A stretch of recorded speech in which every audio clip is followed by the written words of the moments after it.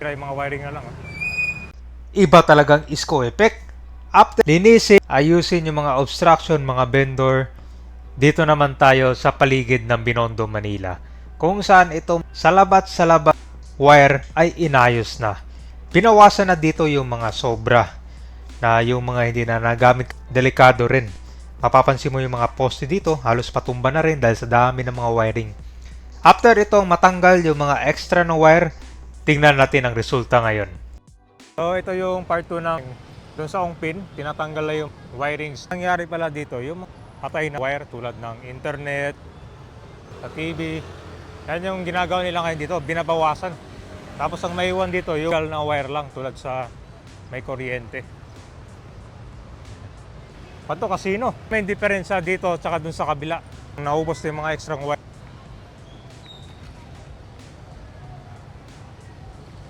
Nandito sila ngayon ang pagkalampas yan ng arko.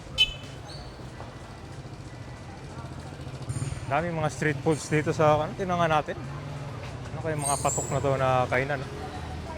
Wow! Scallion pancakes.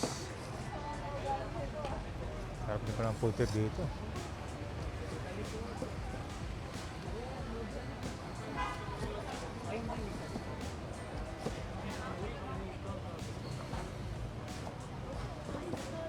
Live na live, eh.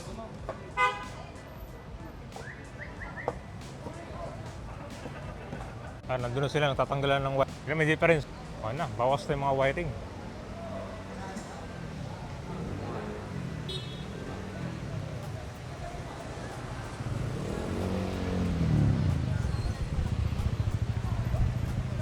Hello? Ang dami. So usually mga internet cable or mga ibang cable na wala doon kon na sobra at saka wala nang gamit. Dami. Kaya nga ba, tinatanggal yung wiring dyan. Yan yung mga sobra. So, medyo matarbaho yan kasi iniisa yung magtanggal dyan. Pansin mo yung poste dyan, medyo patagilid. Dahil sa mga maraming wiring na nakasabit dyan, mabigat. Meron na nga siyang support na isang poste. Yan yung problema kapag sobra-sobra yung wiring dito. Yung mga extra ba, wala nang purpose. Kaya yan, binabaklas na. Unting-unting, gaganda. Ilagay mo na pala yun.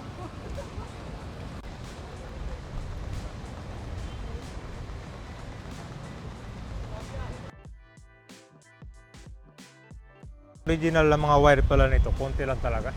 Yung mga nakikita nyo, mga sobra na pala yan. Parang wala nang purpose. Ayan, binabaklas na. Dami din pala, no? Oh.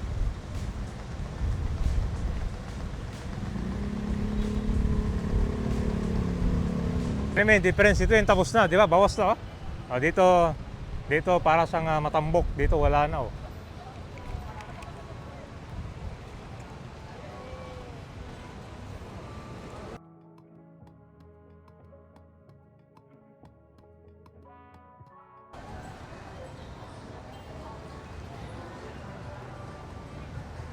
Yung mga natira, yung mga wiring na lang. Pakita ko sa inyo difference. Yung iba pala nakisabit lang.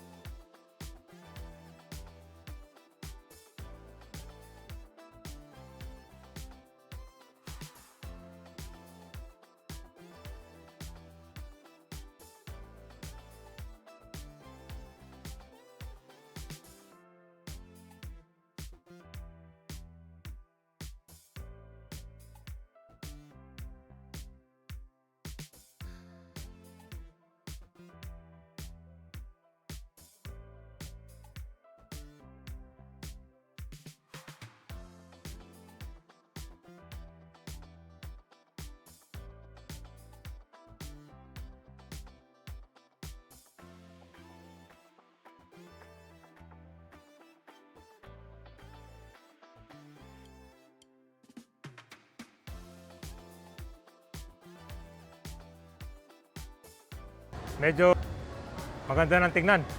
Kumpara dati, na parang kung dito, salapat-salapat. Ayan, wala na dyan, ubos oh.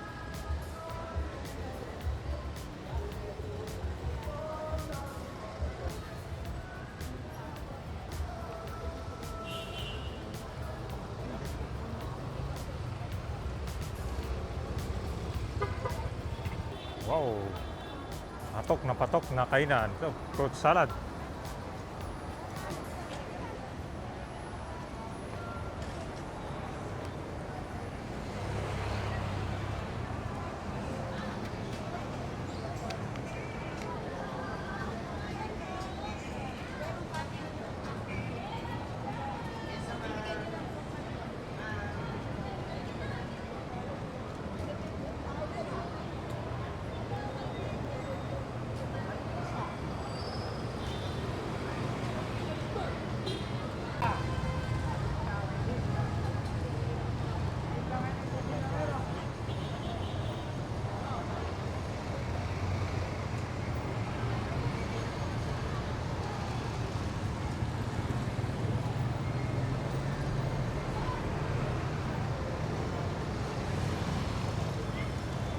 Na ito sa dinadayo din naman kung gusto niyo mag food trip maliban sa bilihan ng mga jewelries. Grabe, ang dami ng mga kainan dito na talaga kilalang kilala at saka delicious. Pero din dito, Perks.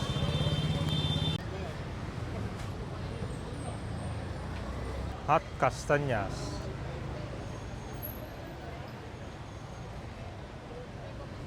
May big siomai, grabe.